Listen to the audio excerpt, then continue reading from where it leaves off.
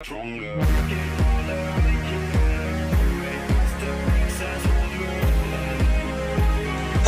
yet again for another amazing opportunity here at Adventures in Entrepreneurship. I am your host, Jared. This is once again Captain Clay.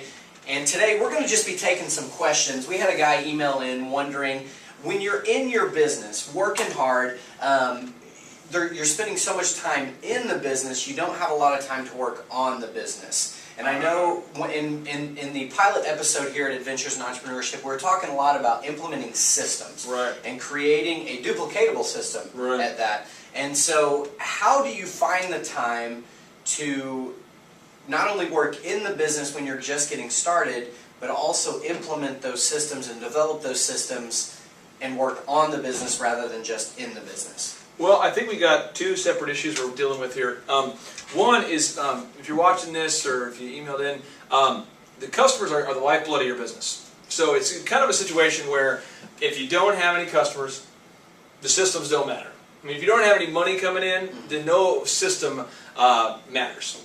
So, throwing it out there, if you're a one-man band at this point, say you have a business of your own and you're not bringing any customers, that should be priority number one, is to bring in customers and then systemize how to bring in customers. So I would say if a guy's overwhelmed and he's going, I just don't have the time to do the paperwork and to service the customers, I would first off look at it and go, have I systemized how I get customers? Is there a systematic approach to this? Is this something I can delegate? And if they say, yes, I can delegate it, then do it. You know, if you can't, hold on to it. Next step, go in there and go, okay, now actually delivering the service, the product, is this something that I can delegate, or is this something that I need to do myself?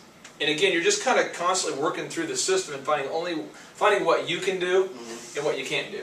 Okay. And the biggest thing that I would say you can't delegate is decision. So anytime there needs to be a decision made about your business, I wouldn't delegate that. But anything that involves a task, you can delegate that. And as far as the time of the day to do it, I found for my businesses that most customers are not really excited about conversing with me between the hours of 6 a.m. and 9 a.m. Right. And so most entrepreneurs that I know, when they start, and a lot of them even now their businesses have grown, or pastors, if you look at the ones who really have a thriving church, a lot of them find that they get their quiet time in the morning, from like 6 to 9 or 5 to 8, whatever time works good for them, where they work on systems, paperwork, administrative, that kind of thing. And then during the day, they spend their time interacting with humans. So I think it's going to be kind of a time blocking thing for this guy, of going, these are the set times that I revere for paperwork, admin, systems building. These are the set times that I will implement and deliver the service. You work for the customer. Yeah. That's great. That's great. So then beyond that, when you're blocking these times off, I know we talked about that every book you've read, every successful person you know of, they get up early every single day. Or stay up late. Or stay up late, one of the two. And then at that, when you are implementing these systems and you are learning to grow, at what point do you start implementing employees? I would say this, employees are tough because when you hire an employee, there's an embedded cost that comes with them. If you're watching this and you hire an employee, there's an embedded cost that comes with them. Just think about it. You hire a guy or a girl, one, you've got to fill out all their state payroll information. Two, you got to start deducting their taxes and making sure that you're paying their Social Security, which they'll never get.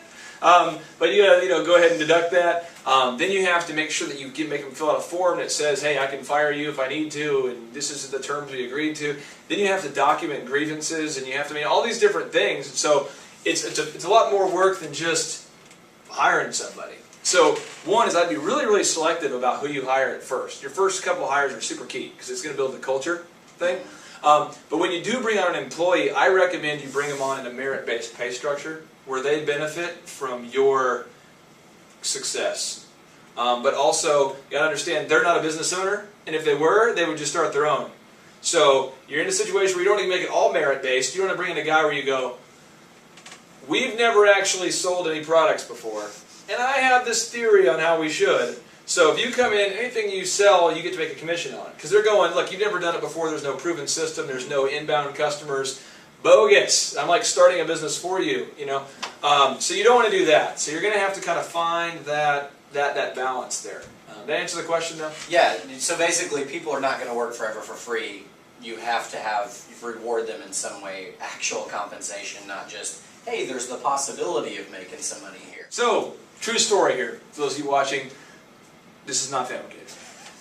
There is with the DJ business though, we were doing about 15 weddings at this time.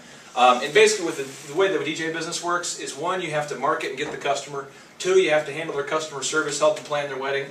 Three is you actually have to get all their songs for them, buy all the licenses to the music. Four, you've got to go out to the show and load people out and go out to the show and DJ it. Then afterwards you have to do the follow-up, and so there's a lot of processes. So I did all those processes, and so I was snowed in. And so I did is I found a dude named Garrett Overstreet. Garrett, if you're watching, how are you doing, buddy?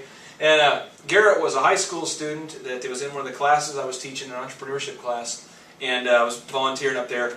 And I realized, dude needs a job, and if dude were to work at any place else, at his current skill level and age, he'd probably make about $6 an hour, because he's a high school senior with no discernible skills at this point.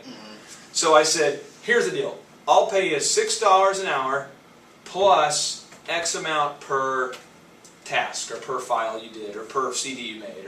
So for him, he could make like 20 an hour if he was hauling, or 15 an hour. So he was motivated to work quickly, so he kind of had an entrepreneurial pay structure, although he did have a little bit of a base to fall back on. And you're going to have to do that if you want to hire humanoids who actually give a crap about their job. I mean, that's ultimately what you have to